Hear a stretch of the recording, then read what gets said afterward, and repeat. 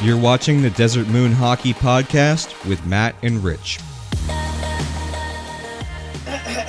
Welcome back, Desert Moon Hockey Podcast, episode 28. You know, I had a pretty good opening, but I'm not gonna lie, I've been distracted by the gift that is Antonio Brown that keeps on giving, apparently in more ways than I originally thought. So, I mean, you know what? Episode 28 just might be it's every episode for every inch. So I'm just just saying. There you go. That was a weird way to start a podcast, but considering the fact that Richie brought that up, and like that image just burned in my mind.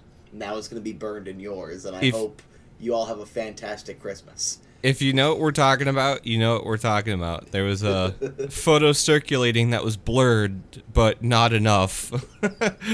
And man, does it make me feel quite inferior as a man. Can I just say that as a man, I don't feel I can call myself a man anymore. Like, No. I was already borderline anyway. I'm under 6 feet tall. I'm a pretty fat guy, but, like, I kind of feel like at this point I should just be a thing. I'm basically just a doll at this point, just living among actual men. Do you want to quickly hop into some personal stuff real quick? Things that we did over the week? Things that we watched? Richie, I would not like to hop on Antonio Brown. I don't No. know why you keep bringing this up. Anyway, personal stuff. I paid way too much for Digimon cards. Apparently, one of the promo cards is worth $30. I'm assuming it's because it has a anime lady on it, and it's not even that good of a card, so I don't understand it personally. Worked the Monster Jam thing last night. That was kind of fun. Monster trucks are stupid, but they had a Velociraptor, so that's cool. And that's about it. Honestly, I haven't really done much except for work on content. Were you able to actually watch the Monster Truck show, or were you like in the bowels of the arena? No. We didn't get to watch. We get to hear it because where our shop is at, it's very close to one of the ends of where everything's going on. I think I'm allowed to say at least that little bit, but yeah, it's very loud, it's very stupid, and we're just kind of running around doing a bunch of stuff. But thankfully, we don't do trash anymore, so I can just do event-related things, and 12 hours or 11 hours went by pretty quickly. Went by pretty well. I'm gonna make myself embarrassed here since it sounds like you're not a monster truck enthusiast. But when I was a kid, I was a monster truck enthusiast, and I got to watch the first like monster truck rally at the Cardinal Stadium, and I got to watch as the I don't remember the name of the truck. It was El something. It might have been El Diablo, or it was definitely Spanish. But he was the first guy to crash into the Cardinals arena. And he crashed into a wall and took out the feed of the Jumbotron. It Is like that killed why the. they have like the big trash cans around all Yeah, like, well, the perimeter now? they were there. Those trash cans were there, and he missed it. He slammed into the wall. He missed the trash can. All right. Since the demographic there was very similar to the WWE demographic, Yes. these monster trucks, are they also scripted? Because Gravedigger's got like 10 wins, everyone else has like 2 wins or whatever, so it's like, is it scripted like WWE? I don't know. That's a good question. I would say probably not. It's probably just like the driver's just that much better, right? It's like saying Lewis Hamilton is scripted for winning as many F1 races as he has, right? Like, At least F1 takes skill though. Also, aren't F1 tracks like terrifying? oh yeah, they're absolutely terrifying. They're scary, especially when they put them on NASCAR tracks. Oh god. I look, if there's anyone that is more gifted than Antonio Brown, it's an F1 driver. Speaking of people that aren't gifted, did you hear that there's apparently a controversy in the fake sport that is fishing? I saw something about this. I watched like a maybe 10-second thing about it, but I'll be honest, I didn't really care because who cares about fishing? I just, that's my thought. Like, I had to quote tweet it, not a real sport, but like the reason I want to talk about it is I think it's funny that it's like they're yelling, oh, you should be in jail or whatever. Apparently some dude was like putting weights in the fish, and I'm like, I know it's supposed to be like it's the integrity or whatever. I'm like, dog, your entire sport, quote unquote, is drinking and putting hooks into live animals' mouths. I don't exactly respect your craft here. I mean, fishing's fine, I guess, but you're doing it for sport. It's weird. And it's like, oh, you should be in jail. And it's like, should he be in jail? If you think about it, he was feeding the fish a little extra lead. He's making sure the thing was sleeping with the other fishes. He was making sure he had his daily diet. Anything personal for you other than the drone and the helmet and the giddy post-Disneyland experience on your face? Yeah, well, pretty much all of that. So if you are listening to this on the audio proportion, I currently am sitting next to a Rebel Star Wars helmet, Red Leader, or a part of the Red Squad at least. I hadn't gone to Disney since I was maybe 10 years old, if that. But, I had to go experience the new Disneyland area for Star Wars, and man, what an incredible experience that was. Holy crap. So, first of all, I got the helmet, which was not cheap, but, I'm probably not going to go for another 10 years, so the credit card got loaded up on this trip. I also got this droid, I should say. I made a droid. There's like this workshop that you go into, and you can pay for a droid, and you go to like the assembly. They let you in, and you go to like an assembly line with like a conveyor belt, and you get to pick out all the pieces for your droid, and then you take them back, and like you build it, like everything. So like the arms, the feet, the body, the head, like all that. I got to assemble essentially for this droid, and it was absolutely worth it because, man, I was literally smiling like a school child, and I can only imagine how cool that would be for, a little 8-year-old or whatever doing something like that.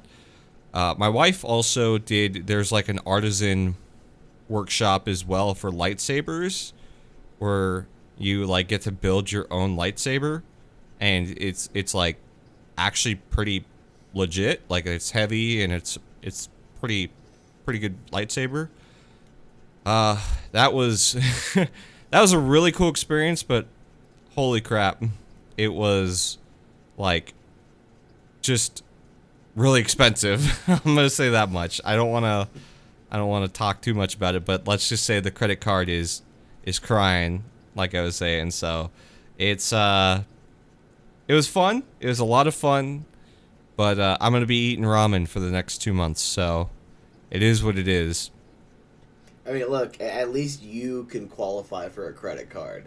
I couldn't have a credit card right now if I chose to. So, Richie, why is that? Congratulations. Oh, so my one in high school, I got it. Just out of high school, I maxed it out because I was an idiot. I got it paid off, I think, with like a tax return or something.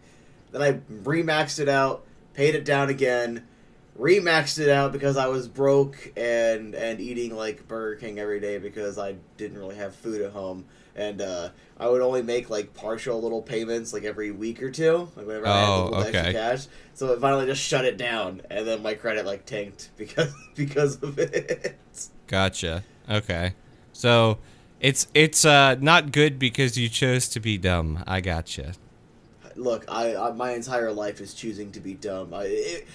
I literally, on a whim, because Elena wouldn't just call off work, I drove to Tucson in my 2001 Toyota, and just like, there you go, no plan of if anything breaks down or goes wrong. I'm overdue for an oil change. I'm already a little over budget anyway, and I still did it, because that's what I do.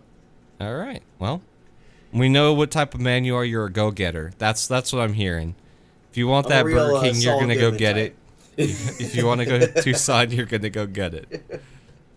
Anyway, I'm a flight risk, so if I ever get arrested, I won't be able to post bond or something. But anyway, I do gotta say, you're gonna go get it. Do you want to talk about the other thing that you want to go get? Oh, I'm still waiting on a call. I'm gonna shoot a text on Monday to see what happens. But I do have a little bit of job security over at the stadium, so technically it's like more days off too, and with me like actually producing, in my opinion, higher quality content on AZ Sports Guy, it's like it's working out really well right now. Yeah. And I also got to have a little bit of extra time, so I got to go watch the ASU women's season opener. My first time at Oceanside. Now we can actually get into the real topics, and Yeah. I did not expect it to just be one. Like I thought it was like a regular Iceplex, like Peoria or that one in Scottsdale. You have a couple rinks. It's only one rink. You walk in, the little shop is like super tiny.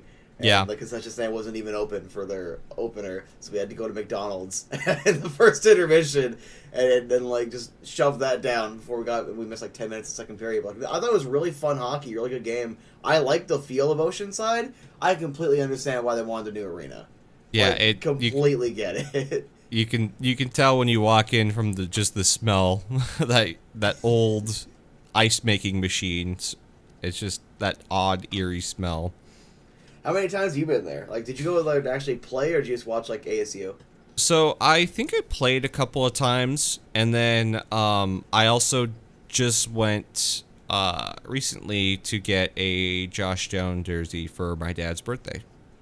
Hey, I'm thinking about buying one of the leftover Johnny Walker jerseys. I just don't know why it's still $220 for a guy that currently plays in Utah. Yeah. It's got to be an NIL thing. There has to be some sort of like thing with like Adidas or college or whatever. I'm not gonna look too deep into it, but I'm gonna buy one of them, or I'm gonna miss out because someone's gonna be like, "Oh, AZ wants them. I'll go buy them now." So there you go, ASU. There's your free publicity. Give me a press pass. I give you free money making opportunities. I forget, Johnny Walker, was he born in Arizona? Was he born in I don't raised? think so. Okay. He He was just an ASU. Like, people got to watch him and watch how many goals he put up at ASU. Well, like when I was like first getting into it, I think around like 2019, 2020, somewhere in there, like he was supposed to be like their Clayton Keller. Gotcha. So it was like their like better scorer. And Yeah. I think right now like they made their top 6 look even better. Here, real quick, I just want to pull up like their opening line for their first game because it was pretty base. Do you want to free up some time while I look this up? Yeah, so Matt's talking about ASU's Division I men's hockey program. I was just watching a little bit about what their coach was talking about on PHNX with their scheduling and stuff like that. They're finally able to play in this year's building, obviously, the Mullet Arena. And what's crazy is the next few years is that they have like good participant like kudo points. I don't know what you call them, but effectively during COVID they traveled that whole season. They didn't play any home games. They played only away games, and because of that, they are going to be getting more home games for doing that, which is really really cool because obviously now with 5,000 seats they can start generating revenue.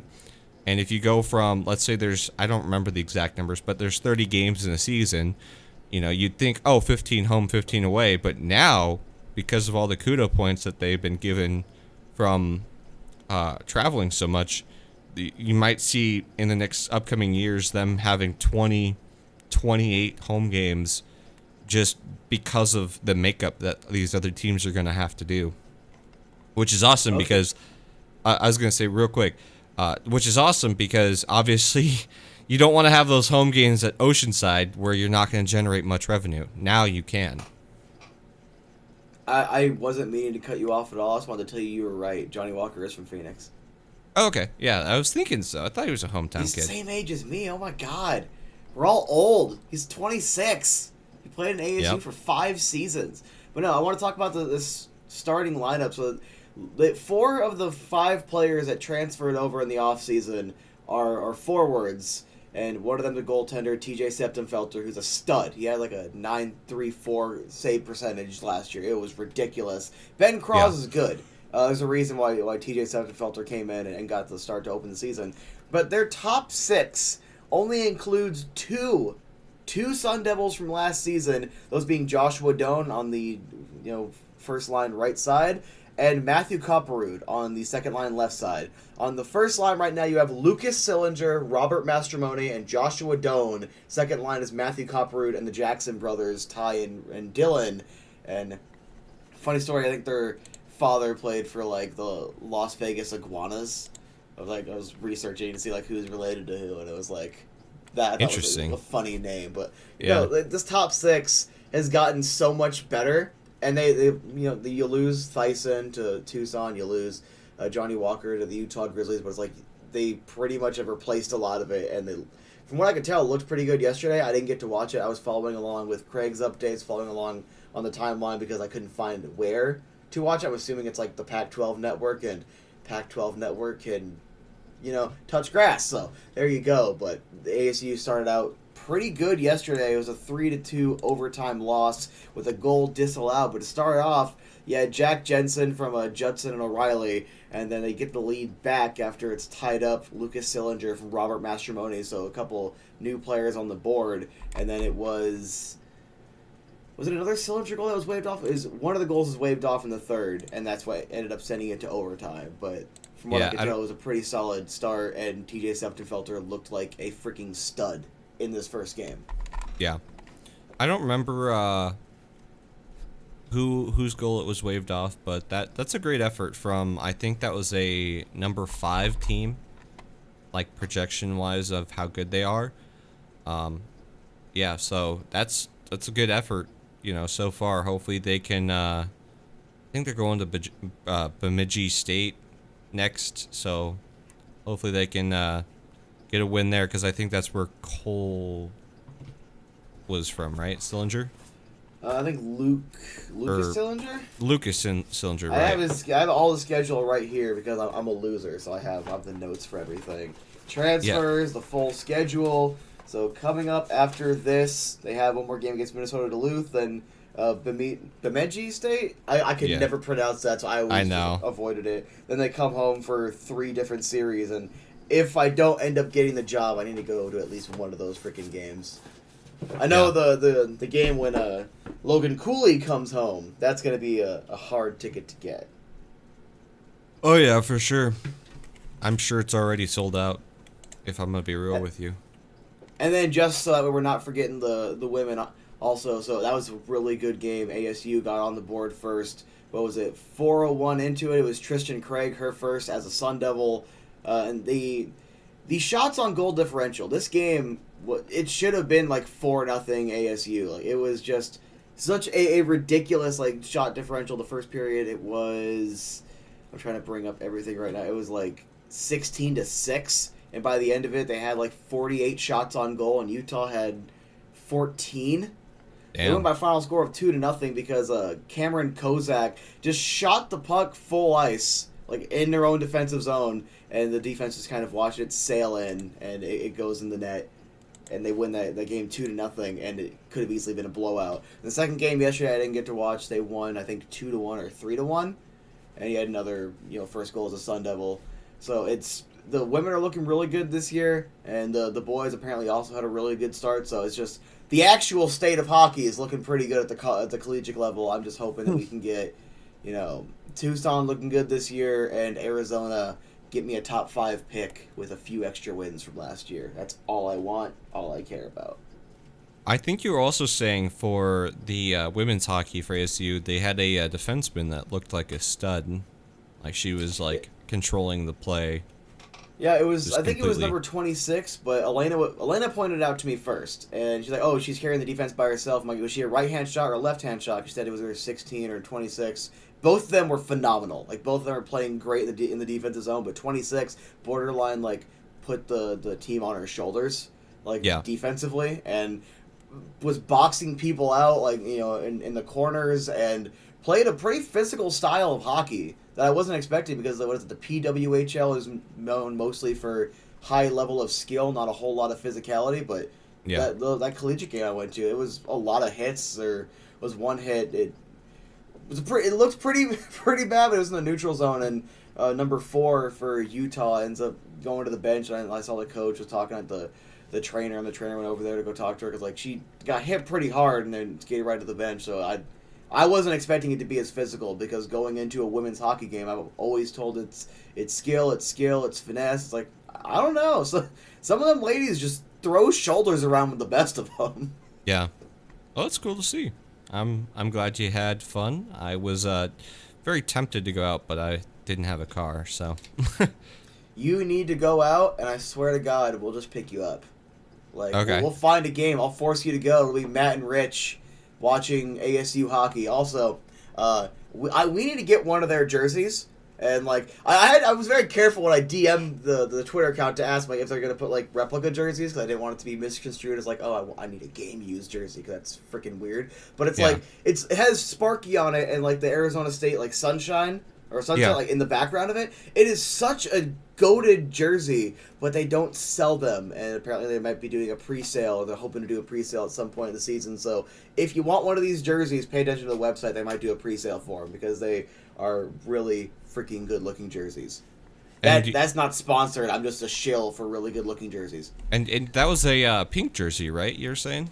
No, the pink jersey is the one that's on sale for $60 right now, and I was hoping to not mention it so no one else gets it from under me before payday, because I need to get one, because I need more ASU stuff anyway. I bought another hat. Where the hell did I threw it somewhere in here, but I bought another hat, and my wife, of course, wanted me to get the dad hat because she wants me to dress like I'm in my 40s, but I got like a snapback with a cool like a black and gray pitchfork on it. I'm like, I just need more ASU stuff. I have more school spirit for a school I could never test into if I tried than the schools I actually went to. Well, shout out to Glendale Community College and PVCC. Your wife goes there, right? At least online. Yeah. So you can at least say that. You got family going to ASU, so.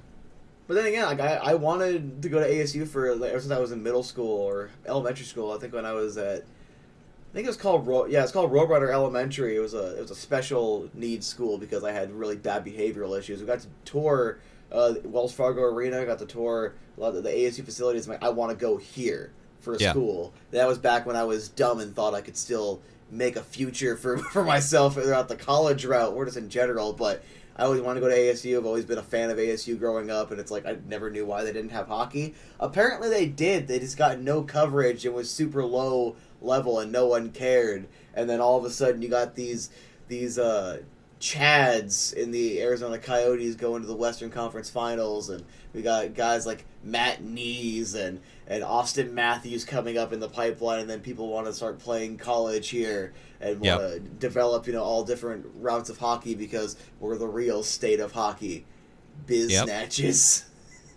Yep. I will say, if you're enjoying this talk, I know we're talking a lot of ASU hockey here. We will get into some Coyotes news shortly, but if you are enjoying what you're listening to, please give us a like, a follow, a subscription on whatever platform you're listening to us on. I don't know why you're this far in and you haven't done it already, so just hit that like or follow button. Anyways. Hey, there you go. Make Richie feel important. I know I'm not, but let Richie pretend. Like, look, this dude is a stud. He actually has skills with video and audio. Oh, like, gosh.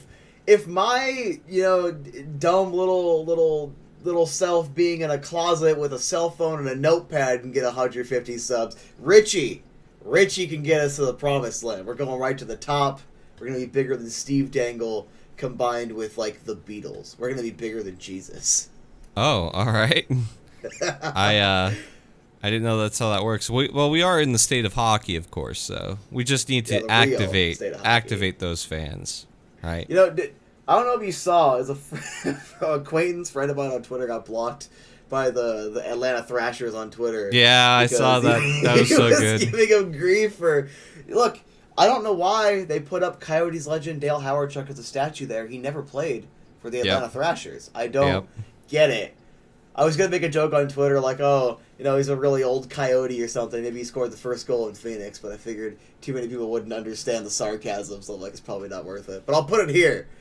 Coyote legend. I think he scored the first goal in Phoenix. I don't know. Really old guy. Really old player. Yeah, that one, I like they changed the wording too, like the greatest in the city and not greatest of this team, because they were just going to get slam dunked constantly. It's so funny though that like a main page is blocking people for trolling, like because you guys are literally stealing the history of a different team. Like that's I'm just saying, you can have it back. You can have it back. It's going to cost you. First and foremost, Shane Doan never played for you. Shane Doan is ours. It's our product. Secondly, because I think it'd be funny, Blake Wheeler officially played for the Coyotes. And also, like, we get the whiteout. You meet our demands. Your history's yours. Yeah. How weird is that to think that Blake Wheeler was drafted by the Winnipeg Jets official franchise and then went to become the captain of the fake Jets franchise? You can write a better story. Yeah, what a weird twist. It's poetry. Does that mean... Do you want to talk some Coyotes now, or do you... Hold on. We got the... So if we swapped histories, right? Uh-huh. And we gave the fake Jets the original history, does that mean we take the fake Jets' history on? And does that mean that Blake Wheeler becomes like our leading goal scorer? I think it does. Look, we can make a trade. Also, a part of the agreement, you have to retire that ugly current jersey or logo because it's so blatantly like, well, we want the classic logo, but we can't use it, so we're just gonna modernize it, and it looks disgusting. Come on, you degenerates. Anyway, I have some friends that are Jets fans, and for the most part, I'm pretty sure they know where my posty personality comes from on all this perspective. But anyway, let's talk some actual Coyotes. Got to talk about some ASU, Go Devils, Forks Up, whatever. No pity for the kitty, whatever other things I gotta say so I can contractually be an ASU fan. We have to do a little bit of trolling on the fake Jets because I love doing that. Let's talk about our garbage franchise. Let's talk about our fake franchise. And I think we should start off with the locker rooms. Because apparently this was a thing. Apparently people that, again, you play in a minor arena, right? They know that the Coyotes practice in Scottsdale. They should know that because the Coyotes have practiced in Scottsdale forever. Because even the players don't want to be anywhere near Glendale. Because everyone lives in Scottsdale, Paradise Valley, Chandler. They live in the East Valley. I didn't think we needed to explain this. But now it's like, oh, hey, everything's moved in because more of their stuff had to get moved in there, logically, because that's where they're going to practice mostly. And then it's like, this is a NHL locker room. What an embarrassment. It's like, dog, they've been using it for a long time. A lot of other NHL franchises do similar things. Doesn't bother Some of them Austin will build their own Matthews. practice facilities, but AM34 is always here skating there. I guarantee he'll be skating in Tempe next offseason because if I'm assuming everyone knows this at this point, but there's that public skating rink literally attached to Bullet. And if that isn't public information, blur everything I just said. Just a loud, obnoxious bleep. All right. It's public. All right, because I saw it and it's a really nice little rink. It made me want to go out there and start skating. Too bad I'm fat and I can't skate. Well, I can't stop. I just go into the boards as fast as I possibly can. Oh, but maybe that'll help me with how to some stop? grit. No. Even my brother-in-law tried to teach me that. Oh, you gotta do this or whatever. And every time I would do that, I just wouldn't be able to. And because I started off rollerblading for literally a decade before I ice skated, I was that little break on your heel. Yeah. So I would do that, or I would just run into the boards because I'm wearing pads. I'm not gonna feel it anyway. If I go fast, I'll bam use that to turn around, or I just try to angle my skates and it'll swing me around kind of violently. And if you go the other direction, but sometimes you turn too much on that. So I need to actually learn how to skate properly, but I haven't had stick time in a decade. I'm a street hockey kid, West Valley kid, don't have money to go ice skating kid. Yeah. Yep.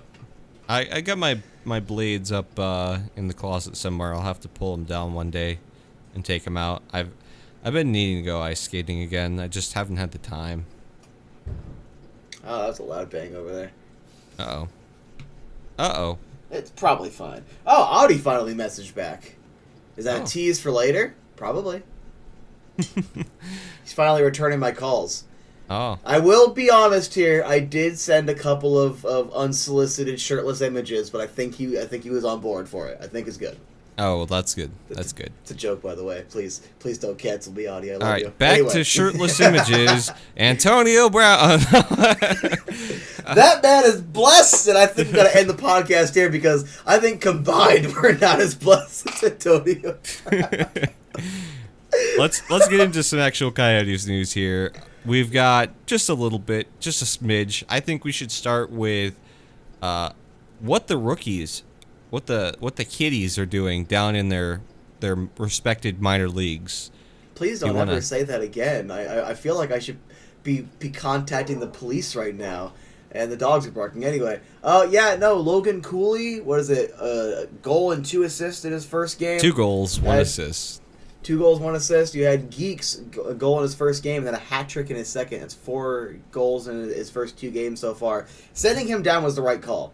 I love Connor Geekie. He was really, really raw. But getting to play with a couple of the veterans for a little bit, and then, hey, this is what we want you to work on, and then you go play with people that are on your level right now. Maybe he's a little better, maybe he's not, but it's like he's right around their level. Go work on these fundamentals, and you're already getting 4 goals in 2 games. If even like 1 goal every other game translates to the NHL level, you're still getting a damn near like 40 goal scorer. Yep. And if that's you can do that, heavily optimistic, obviously, but still, like I just it's looking good. Well, if he does the right things in the defensive side of the game as well, like that really will help out. You know, making sure that he secures a role on this roster in the future. And if you get 40 points from a guy like that, like you're happy with that. Like he could be a third line guy, and he could be a really good third line centerman if that's the case. But I do project him out to be probably a second line guy. Kind of reminds me, not size wise, but play wise, reminds me a bit of Derek Stepan back when he was with the Rangers, not with the Coyotes. Was that when he was good? Yeah. I mean, he was good on the Coyotes that first year as well. But he was fine. I have a lot of like pent up, you're not that good. Why are you making so much? You're supposed to be your first line center. Why are you a second line on a good day? Third line on most of your days. Damn. When Brad Richardson is better than you all around for most of your tenure here, there is a problem, and you shouldn't be making, what was it, 6.5 mil? Like, look, something like that. I love the concept of acquiring him because he was borderline number 1 center, but solid number 2 center his entire time in New York. It's really, really good player. Yeah. You bring him over here. It shows you're trying to go, in a veteran direction. It shows you're trying to go in the right direction. You want more center depth. No problem with the concept whatsoever. The execution didn't work, and once again, we had the wrong coaching staff. And he's literally out there with a knee brace, with a knee that's not even settled. Yep. Just because we needed bodies on the ice. And it's like, we're eliminated from the playoffs, right? Like, What is going on here? Then he just got worse and worse every year. But no, play injured players. It's fine. Go ahead and call people that are calling that out, over dramatic, or tell them to watch soccer because they're not good enough to watch hockey if they care about players' health and safety and also the benefit of the team. Because if you start sucking for the next 2 years, you are dead weight, Phil Kessel. You are a dead weight, Derek Stepan. You are always dead weight, Richard Panik. Yeah. Yep. I will say though, getting back to Gigi, like if he can fill out to a number 2C, I would be delightfully surprised, but realistically, probably closer to a 3C. If we're going to be honest with ourselves, but who knows? Who knows? Is like I said, my projections is that he's a big body. No, he's not the fastest skater, but some guys can still get it figured out. Joe Thornton, not a fast skater, really good player. John Tavares, not a fast skater, really good player, right? Allegedly. Not saying that not saying he's going to be as good as that, but I'm just saying those are some comparables of people who are not quick, but can get it done in other ways. I think he'll be a second liner, but I have a feeling that, I don't know if it's just because one of the goals I saw, he seemed pretty comfortable being over on the side. He might end up switching to wing at some point, and if Barrett Hayton can take steps forward, or if Jack McBain does what I think Jack McBain does this year, you're going to have him on the second line with one of those two as his center. Yeah. It's going to be a couple years, but that's what I got feeling. Let's talk about also. There's like guys like Lilleberg had a goal. I think. Was it Lang Loa had an assist or he had a point in his first game back over with his current team? Just to at least mention some other prospects. Let's go ahead and talk about the news that I was not very happy with. I can't justify, and I guarantee you're not going to be very happy with. Yep. Nate Smith. Yep. Going down to Tucson. What was your reaction? What are your thoughts? And what the HE double hockey stick? I was very surprised. I thought he played well in the rookie showcase. I don't know if maybe they were seeing something in the preseason that we weren't seeing in those games. Maybe he was responsible for a bunch of goals against or something. I was very surprised, though, to see that. It sucks if you're Nathan Smith. You need to just, not get upset about it and show down in Tucson that was the wrong choice by Coyote staff, and just go out there and make them call you up, So that's just the mindset he's going to have to get back up. And hopefully it'll be a swift return back to the NHL squad. Now that I've had a little time to think about it, because I know, when Craig answered my question on the PHNX thing, he's like, I don't really see both of them making the roster. And he brought up Christian Fischer as someone who he thinks is going to make the roster. And I'm like, yeah, for whatever reason, he's chosen this preseason to score goals again. Can he score 15 in the regular season? Probably not, but I'm going to hope. But it's like, I guess he's obviously there every day. He has a press pass. He has friends there. He's talking to people there, so he probably knew that the cut was coming.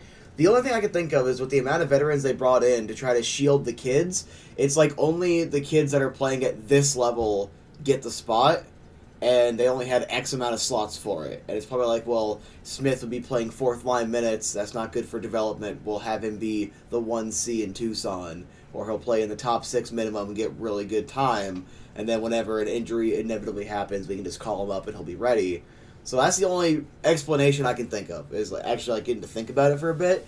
It also tells me, looks like Jackery McBain's been playing just as good as I've been saying this entire camp, because that man is a man among boys, and some of those boys are NHL veterans, in my opinion. Yeah.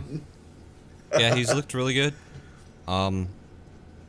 Another guy, too, just real quick, which I found interesting, was Carcone got sent down and then brought back up.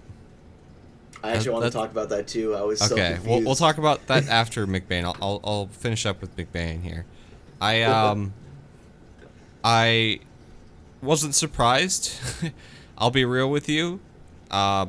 Just seeing how he played at the end of the season last season, even if he doesn't produce offensively, you can tell that defensively and physically he's mature enough for the NHL.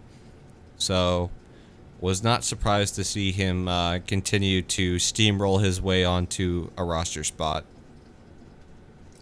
I don't think Chasaw makes the roster. I think McBain definitely steals a spot. Although I don't know where he slots in now, because it looks like they're trying to shield more of the kids. But I'm looking at it like McBain and Smith both being, 22? They're probably the age you want them in the NHL. They're probably right around there to where it's like, hey, you want these guys in the NHL. And a couple other guys that come to mind is Liam Kirk. That one didn't surprise me he got sent down. I'm disappointed by his camp. I'm still high on Kirk, but he was really disappointing this camp. I don't know if it's just a lot of rust. I don't know if he needs the extra time in the AHL. But yeah. It's so I know he's a little bit older, but it's that's probably fine in the AHL level, but I'm just a little surprised that Smith, him and McBain were on a death, march this entire camp, it looked like. And Smith was responsible for 3 goals in his 2 games in the rookie camp. He looked really good. Yeah. And he also looked good in preseason the couple times I was watching him. So it's I was a little shocked by that.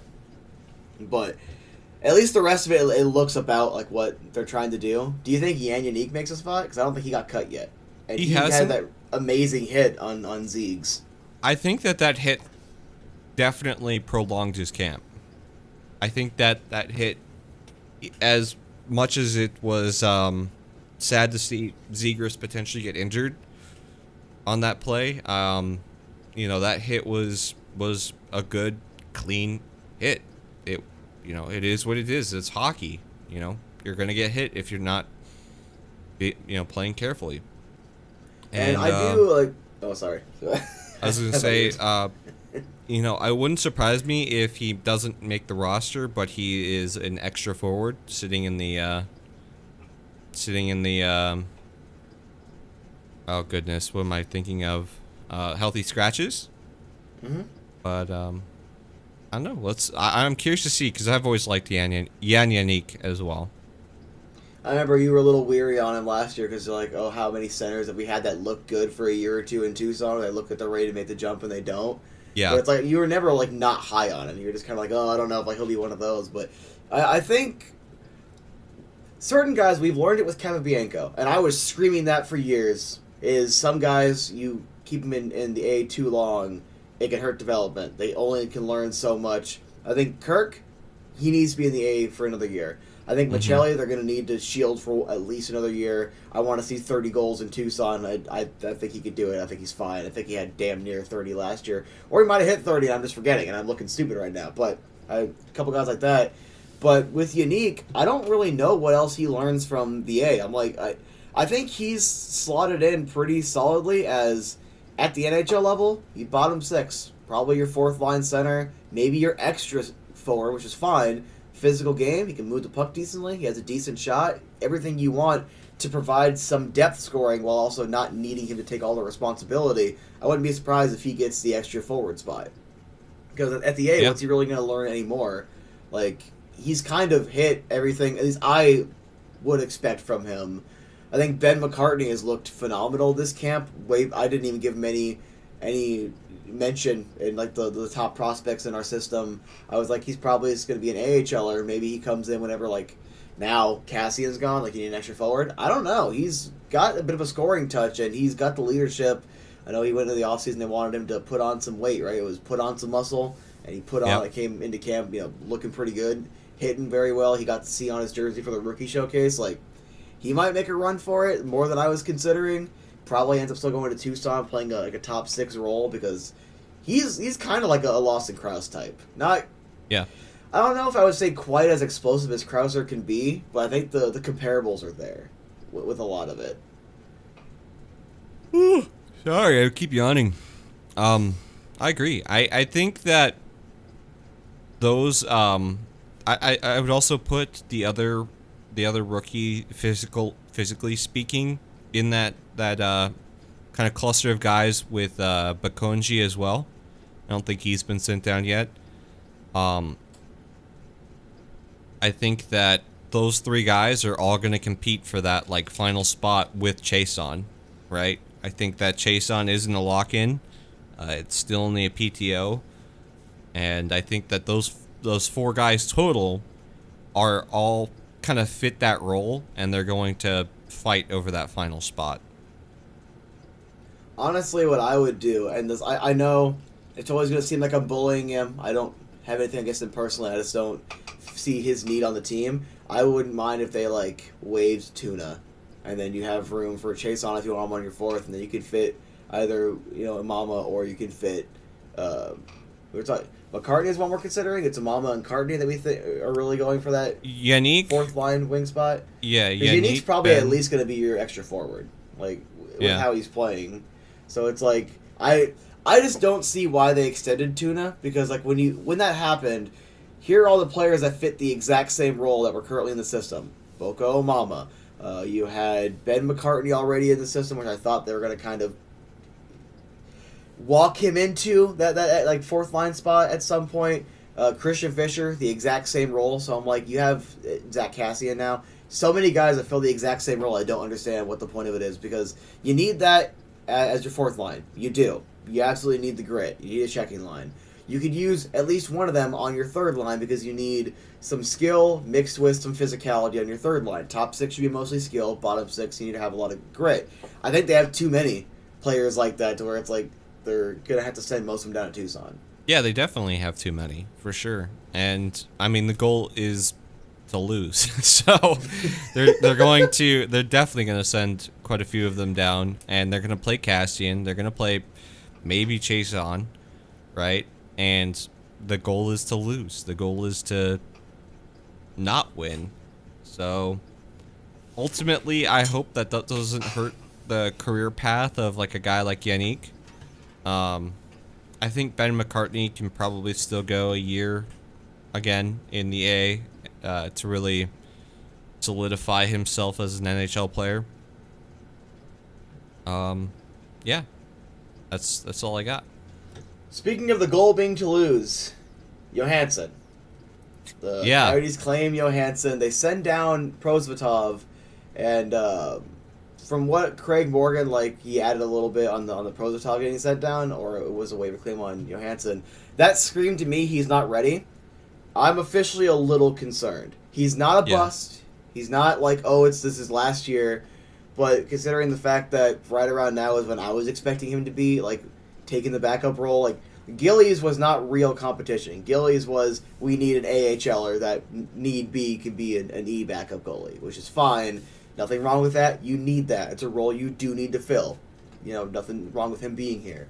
But when you claim Johansson, and he's just not good. I have his stats right. I'll pull him up. He's not good. His most career games played in a season was, I think, 11 last year between Florida and Colorado. And his goals against were 3.73 and 7.74 respectively, with save percentages of 8.85 and 7.66. He has one career shutout in his career year with Colorado in 2020-2021. He went 5-1-1 with a 2.06 and a 9.13. And then every other year, 894, 884, 885, 766, a career percentage of 883. That's a player that you get because he has NHL experience, because you can shield Prosy, because he clearly needs one more year. He didn't look good in his preseason appearance. He probably isn't having a great camp, so getting one more solid year with an improved defense in front of him, that should be good for him. And then you can call him up, have a couple games at the NHL level, play it that way. But bringing in Johansson... This is the perfect Carter Hutton. And, like, I like Hutton, and I feel like if he would have came here, like, 3 years earlier, like, instead of extending Ronta, he'd have been better. But, like, he was cooked when he got here last year. He was the tank commander himself. So, like, I think they needed to fill that role, and they're like, hey, we're going to fill it. We got just the guy. It's a free waiver claim. Or we're all going to look stupid, and he's going to be the next Ilya Bryzgalov, and he's going to be the waiver claim that turns into the next franchise leader and wins. That's the only way for that. So he's on to his fourth team now. Excuse me. He's on to his fourth team now, and like you said, with all those numbers, not good. But the reason why, the little magic sauce of why all these NHL teams refuse to let his career fall apart, there's that little magical number of being 6'6". People like tall people. Anyways, yeah, he's I dated in the modern world. I know. Yeah. Teams are very enamored by that magical number, 6'6". He's a tall goalie, big body. Will he ever figure it out in the NHL? Who knows? But I will say, if there's anybody who can get somebody to figure it out, it would be Corey Schwab. So we'll see if his fortunes turn around here in Arizona. I hope it does, because, like, I know it's we're not going to be good. We're not going to be playoffs this year. I still want steady improvement. Part of that steady improvement could involve reclamation projects. Could involve you get it for free on waivers. He plays 20 games by the deadline, because you're going to want to take some of the frickin' load off of Amelka. I know we have a history of just letting the starter play until he dies. Let's not do that with Amelka. I like him. Yep. So I was like, if he can get about 20 games, if he can post anywhere between a 9.02 and like a 9.10 save percentage, that increases value. You can just flip him. And then for the second half of the year, okay, Prosy, here's your shot. You're the backup now. Or Gillies, whoever you want. And it's like, Is he going to do that? Look, with how this defense really isn't bad, with how a lot of the defenders are guys that want to stay in the NHL, guys that I think are underrated. Was it Josh Brown? I'm watching him play in that Tucson game in Tucson, and I'm like, how can you not stick on teams? Like, he's very good, like, with getting in proper position. He's a physical guy. Like, I'm not going to say he's a top 4 defenseman or anything, but best thing that was kind of explained to me was by another podcaster was like, he's kind of just a guy. He's kind of like mostly like a 7th defenseman type to where most guys will outplay him. But I'm like, he's a solid defensive defenseman. A lot of responsibility there. So like I'm a Luke Shen type. Yeah, I like Luke Shen. I mean, you're not getting him for your offense, let's be honest here, but it's like, you know, that guy being your 6th, 7th defenseman, I honestly, I'd prefer him to be a consistent guy in the lineup, which is, I think he looks good this year. So I'm like, I think the defense should be improved greatly. It's not going to be top 10, top 15 in the league. Don't get me wrong. But we were, bottom 10 last year? So if we go up a couple spots this year, that's improvement. Again, I want improvement. I want, the goalie numbers to look a little better. I want Familka to get a little less load on him. I think, especially with guys like Yanis Moser getting a more solid spot. I think Stetcher's looked pretty good. I think, Browns looked good. I'm like, I think they're going to be better this year. And I just, maybe that's the plan. You flip these guys, then the kids come up for the last, 20 games of the year or whatever. You see what you got in your system. And it's like, there you go. And I have no problem with that approach because let's just for the sake of argument, trade deadline, they're already at 25 wins. They're already, improving. Okay, we still want a top 5 pick. Stetcher, Brown, Johansson, they're all playing well. Cassian. They've all increased their value. Cassian. So let's flip. Gostisbehere. I think Gostisbehere, if he plays his cards right, Gostisbehere might get a king's ransom at the deadline. If he plays even 20% as good as he played last year, we're getting that first round pick. I don't care. I'll stand by that. He was such a good player for the Coyotes last year. I was underwhelmed with bringing him in. I had no opinion really. It was kind of we didn't pay much, so it is what it is. But it's didn't pay much. We paid nothing. You made a fan out of me. Well, remember, there was the rumor that they were going to involve Kemp Bianco, and I was like, no, that's not going to be a thing. Please don't. Anyway, but it's like, hey, you flip them, get the kids up here, and it's like, maybe that's the plan. And if you're at that place where you're still improving, you get the guys that were helping you do that out of here because they've already worked with the kids for most of the year, and then you're like, all right, last 20 games, figure it out. Go out there, show them what you got. I want to see how you guys look. I want to see, if you guys are going to be on pace for 20. If they score, in 20 games, you have 5 goals that's around the pace. So it's you can go out there, get on a 20-goal pace, solidify a spot in the lineup, get some big checks for the defenseman. I think that's kind of what the plan would be, and that's the best case scenario. So you're still not going to go to the playoffs with that, but if you're around where they were at wins last year, 25 around the deadline, so let's say 20 to 25, you probably made some good moves, and you can flip some assets, and you can get some assets back for them. You take a bad contract, so that way you don't have to have the entire team be kids. You got to be above the cap, but hey, there you go. I think there's going to be some guys that get flipped, and we're going to get some good returns. Because I think they brought in decent guys. We call that the Michael Bunting special. I'm still so depressed about that. I love Michael Bunting so much. Pulls come back. But we'll be a real team. All right, him and Austin Matthews, I think, are free agents the same year. Please, or they're 1 year apart. Please, both of you can come here and take us to the promised land. Bunts, I'll give you $5 million a year. We can afford it. We have the cap space. Yeah. Anything else, Coyotes? Other than hey, a couple guys called up, called down. There is a little bit more on the Chychrun front. Obviously, we don't know behind the scenes wise, but the Coyotes fans are making some outlandish requests for assets coming back. I'm just gonna say it now, Coyotes fans, stop with the dumb takes. Okay, I get you're around so much dumb in the trenches of Twitter, but don't be dumb. You're not getting Josh Norris. It's not happening. Let me put this into perspective. So Jacob Chychrun's just coming off his career year, right? Right now, let's just say for sake of argument. Yeah. Just came off that career year. Getting Josh Norris is, in the most optimistic of times, a 1-for-1. The most realistic of times, you're giving up assets a rebuilding team shouldn't be giving up. Yep. Just straight up, and it's look, I want Pinto. They're not gonna let go of Pinto. But if you keep your price high, maybe we get Grieg. Maybe you get someone else you want on the team. Apparently, the Oilers, there's reports that they may or may not let go of Broberg. Apparently, it's a non-starter, but it's also a thing they're considering, depending on who you read. I would be through the moon with Broberg and a second. First and a second. I'm being greedy here. If we take on Barry's contract, I want the extra second because that's a capped up. He's a good player. He has no value to us. It doesn't make sense. It just makes sense to get the money right. So it's like we'd be taking him, trying to flip him.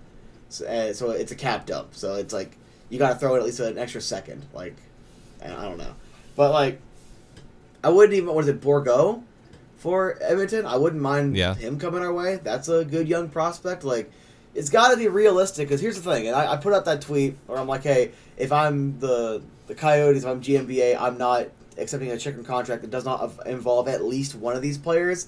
And I mentioned Pinto, I think Sanderson, Bourgault, Broberg, I think another player on Edmonton, Jake Neighbors for St. Louis, because no one else interests me. And we're not getting Robert Thomas, so it's that's the only realistic one would be Jake Neighbors, because he's a really good player, and I think he's teammates with Gunner, isn't he? Teammates with Dylan Gunther and I think so. WHL, or am I mistaken? But I think so. That's what I'm looking at. I want one elite level player. With the rest of the return, I don't even care about the first and seconds or whatever. If we can get an elite level player and a second and a third, I'll still take that, because you're still getting an elite level prospect. I like Broberg's game. A lot of people keep saying, oh, well, he could even be a Chychrun type. It's okay, we have time to develop him into that. We have the time to give him the minutes to develop him into that and have him take on that role by the time we're good. That literally fits our timeline, by definition. So it's oh, well, they want to include Poyarvi, who everyone keeps saying is a bust and trash and not very good, yet you want us to take your garbage. I saw a bunch if the Coyotes asked for more than this, I would hang up. I'm you literally want the Coyotes to just take garbage, and you want a player that you're admitting is elite. But then also, if we want the proper asking price, well, you're overrating him. He's not that good. It's because you want a player for free. Yep. Just admit it. And the price has gone down because of the injuries and because it's public. He wants out. They offered to get him out.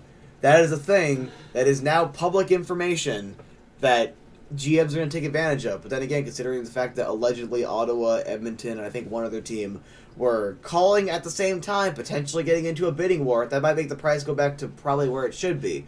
Still going to be less than the original asking price, and I've accepted it. It's going to be an underwhelming return. But if I'm getting Broberg a first and a second, I am tap dancing. I am screaming. If I get Bourgault, I'm happy. If I get Grieg, I'm happy. It comes down to what other futures. Because even if, you don't get a first, but you get 2 seconds, what did we do with 2 seconds this draft? Yep. So turned it into a first. All I am going to say is I am completely okay with getting multiple assets if they're worth a little less, because GMBA has shown he can turn it into magic. And, Geeky looks good. Especially, going back, again, it was allowed to see what his holes were and have professionals tell him, work on this, and he's already gone right back 4 goals in 2 games. Yep. He looks good. Yep. Logan Cooley, he looks good. He didn't get to work with the team, but that's finally a top prospect we could actually hold up. That's not Kyle Turris. That's not Peter Mueller. That's not Martin Hansel, who was good but never hit his potential, or Mikhail Bodker. We actually have a top prospect right now. We actually got ourselves a great player. Yep. And we could turn more assets into stuff like that. So even if we have to take a little bit less of it's not a first, okay, give me 2 seconds. We've turned that into a first before. And if we see a guy we like, that gives us the ability to trade up and grab him. And that goes from having 1 first to 2 or 3 first, depending on how many more trades you made. So get it done for good value, but expect it to be underwhelming. And if it's not underwhelming, GMBA is an effing madman and deserves all the respect and a gosh darn statue right next to the Doan statue. Yeah. I have nothing to say about that. That was great. I think you nailed it. So I'm sad to consistently keep hearing about Chychrun going, but as long as it's something good in return, I will be okay with it. hey, I guess I finally gave you our first clip of the off season. So is there anything else you want to close out with? I mean, I know the boys are back on TV today, but I'm going to be watching football. Maybe I might actually get drunk for once. I don't know. I might be feeling a little frosty today. I know I'm going to make some chicken patties because I'm hungry, but anything else you're going to do? You want to close out with? Go Coyotes. Final roster cut predictions, because I think that could be fun for 60 seconds, like a little fast. I just want to go kill the Death Star, so. Damn. I had this great setup, and you're like, "Hey, Matt, yeah, piss off." I can't put it on with the. I'll take the earphones off real quick. It's a little bit of a pain in the butt to get this thing on, so you got to like hold the foam right here. It's made for a child. Right up on you. I know you're talking, but I can't hear you because I don't have the headphones on. But there you go. Richie, this guy, massive. He is. I'm sure hung. you're insulting Look at me that right helmet. now. He is just I look absolutely great, so. a specimen. Antonio Brown is jealous. All right, I'm back. All right, so what I need you to do is once we're done with this and you're watching it back, I need you to record your reaction to that little clip, and I want that on our Twitter and our YouTube, because I think you are going to have a fun little reaction to what I was saying. Oh, God. The entire time you couldn't hear me. Richard from the future. Thank you, Matt. Oh, God. All right. All right. I think we've had a respectable episode. I'm going to say roster cut projections. I like Gunner. My one issue is he looked a little gun shy a couple times, like in key situations where he could have got, in my opinion, go ahead goals. Like go for it. Like you're not gonna miss that. So like he's really good. He's not gonna make it out of camp. I think he's gonna go back to juniors, probably go to another like championship, another deep run of the playoffs, and come back next year and be everything we need. So it's like nothing against him. He is good. I've liked him. I just think that's probably going to be what ends up making him not make the roster, just little stuff like that. Go down one more year, improve it, it'll be fine. And then I think probably like Boko goes down, Carcone probably also goes down, Unique will either be a last-minute cut or he'll make the roster, and then McCartney. One of the new defensemen goes down. What do you think about McCartney? I'm so 50-50 because I would not be surprised if I look at the roster and it's like McBain, Unique, and McCartney all made it. I wouldn't be surprised if I saw the roster and McCartney and or Unique didn't make it. I also wouldn't be surprised. Like it's such a coin toss because they've looked good, and I just don't know if they want one more year at the A or if they just kind of want.